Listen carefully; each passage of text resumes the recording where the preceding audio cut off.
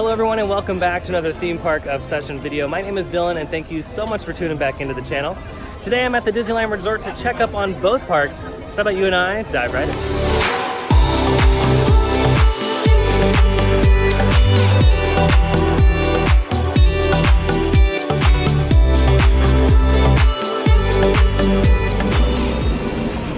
Alrighty, starting off at the Mickey and Friends parking structure, you can see that the forestation continues here with all these new trees. It looks beautiful here.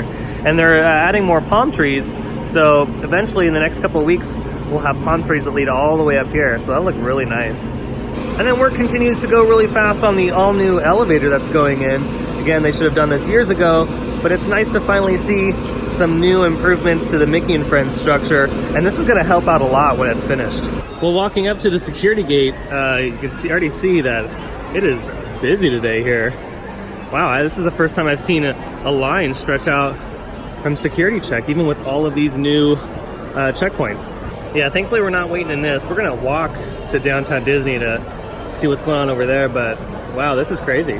See, in moments like that, it's honestly better just to walk to the park. And this is the way you walk for right now until they open up the new pedestrian bridge. So across the street, you can see that they have installed some fencing on the side of the pedestrian walkway. So that's really nice. So it looks like they're not gonna put an overhead canopy there like we thought earlier on. I know David from Fresh Baked Disney had mentioned that as well. We weren't really sure if there was gonna be an overhead canopy like this over here, but I guess now this is the final result. And here's a better shot of the whole entire walkway too. I wonder if they're gonna paint this white as well, not that gray color.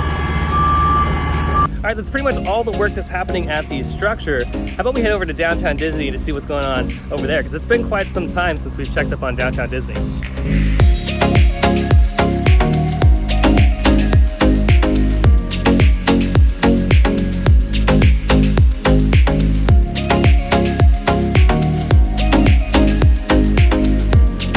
If you haven't checked out Pop-Up Disney yet at Downtown Disney, now's the time to do it because you pretty much have a solid month to check it out before it officially closes on September 2nd. Don't know if they're gonna change it up after September 2nd or if they're just gonna get rid of it entirely.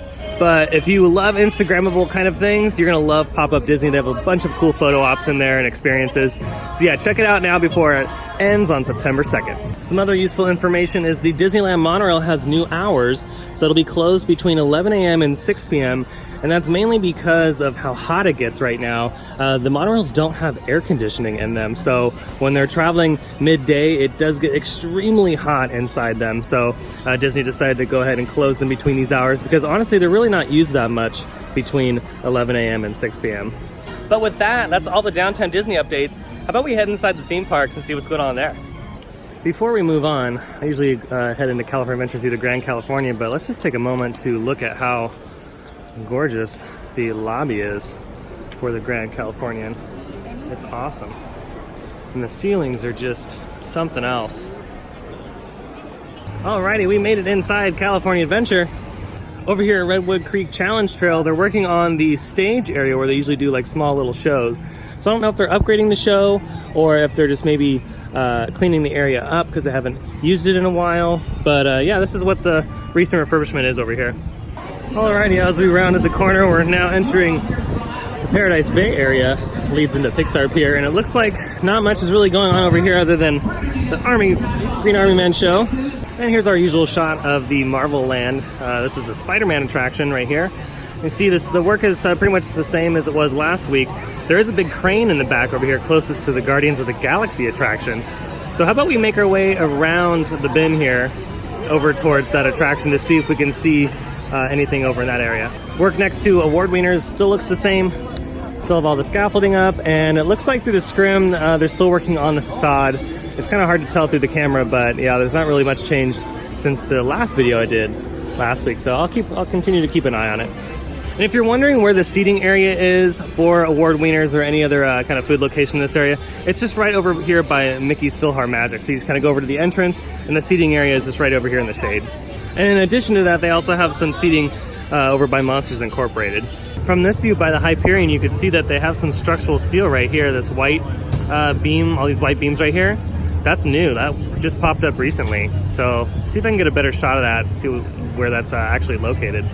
Yeah, right now this is like the best shot I can get. The Pixar Pal Around has a long line right now, so I don't really want to wait in that. But and they couldn't get a shot from up the stairs on the Hyperion Theater. For some reason, they don't want people taking pictures from up there, which is kind of odd because I can see this as a guest. So it is pretty interesting why they didn't want me taking pictures, but I want to be respectful to the cast members. So this is just the best shot we can get for right now, well, at least for today's video. Alrighty, that's pretty much all the major work happening at California Adventure. So how about we head over to Disneyland and check out the park over there.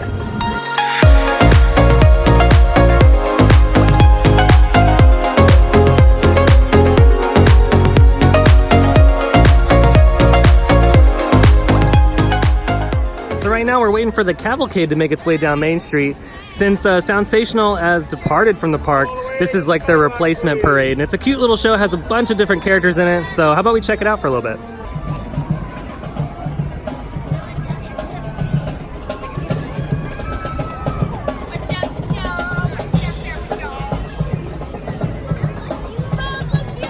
There's Mickey Mouse. Oh yeah.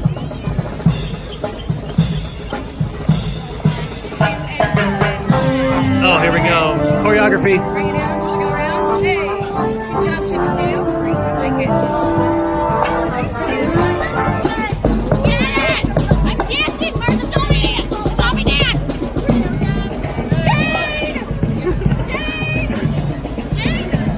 Jade!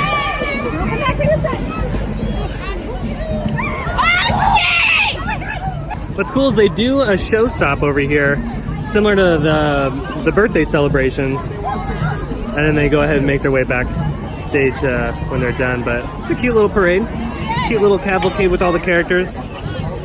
There's some rare characters in here too. It's really cool. Over here in New Orleans Square, Pirates of the Caribbean has a pretty healthy line today, but don't let that scare you. It goes by really fast.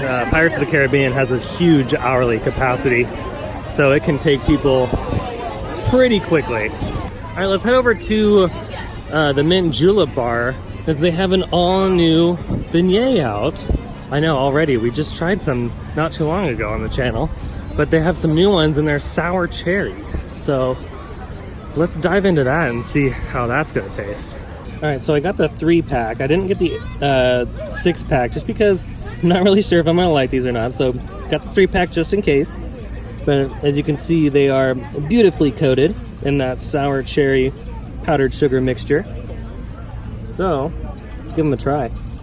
All right, here it is. Let's give it a shot.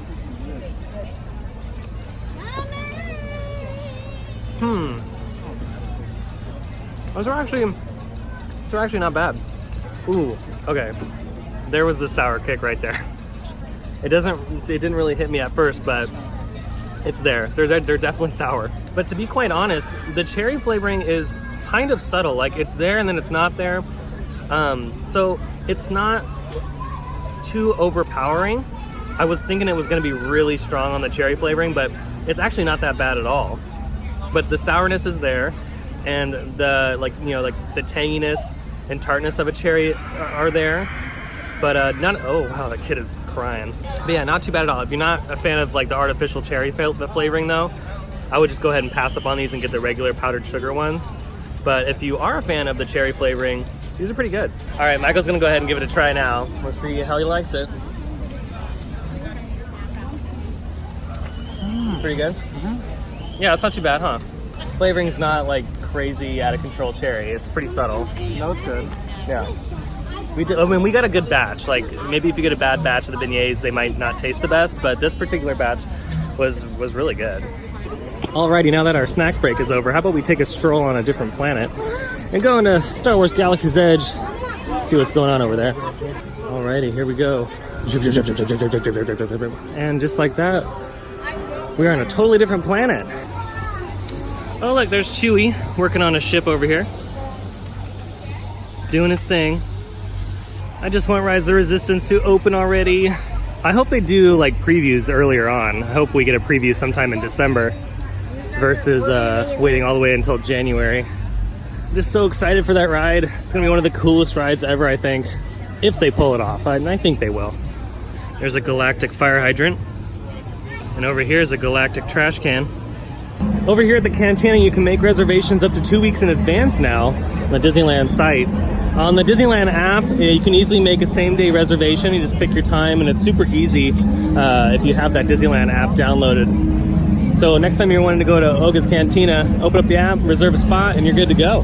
What's interesting is at Walt Disney World, the blue and green milk stand is going to have alcohol at that location. So they'll serve the regular blue and green milk, but they'll also have an alcoholic version. And I'm wondering if they're going to bring that here to Disneyland, because honestly, that would be a huge seller. The blue milk over there is going to have rum in it, and the green milk is going to have tequila. So I think if that's going to be an option here at Disneyland, it would be a perfect one, especially for the adults looking for other forms of drinks other than just at the Cantina. Alrighty, let's head out back on planet Earth, see what's going on around Fantasyland and the other areas of the park. Let's head through the portal here. See, we're back to regular trash cans, not galactic ones. That's how you can tell we're back on Earth. So over here at the Red Rose Tavern, they have some new options for you. They have the flatbread pepperoni pizza, which is $9.99. And they also have a cheesecake shake, which is $7.49. That's what it looks like right there. Those are the two menu items that have changed here at Red Rose Tavern. So if you're looking for some pizza options, you can definitely come here in Fantasyland and try the new flatbread pizza. There's one right there. Ooh, it looks good. And just like the beignet stop over in New Orleans Square, they also offer the mobile pickup here.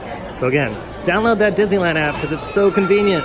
In preparation for the Main Street Electrical Parade, a lot of the show lighting that you see along the parade route is being upgraded to LED, which is fantastic. And honestly, is a long time coming.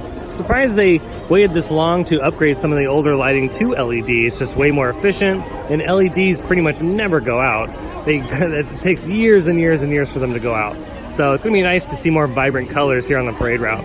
As I close this video out, this is just the last topic that I wanted to talk about briefly, but this is just one of the expansion pads that's rumored to be altered for a possible Fantasyland and Tomorrowland expansion. You can see they have a ton of room back here. An old attraction used to sit here. It was like a little motorboat cruise, and it was here for a while, and now it's just been kind of like sitting as far as a stagnant space. And pretty much this is just utilized as a seating area for some of the food locations around here. But what a great spot to expand Fantasyland and you know, build another e-ticket ride back here, because there's a lot of room back here too.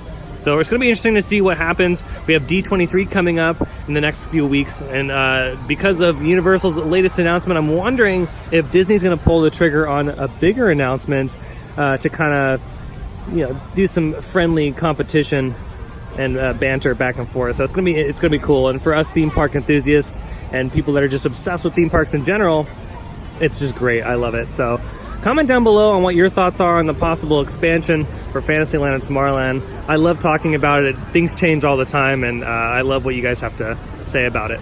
Well, that's going to do it for today's video. I hope you enjoyed it. If you did, go ahead and smash the like button. And if you're new here and you're obsessed with theme parks just as much as I am, hit the subscribe button, because I have brand new videos every single week and you won't want to miss out on all the new content. Other than that, I hope you have a beautiful day, and I'll see you next time in the park. Bye.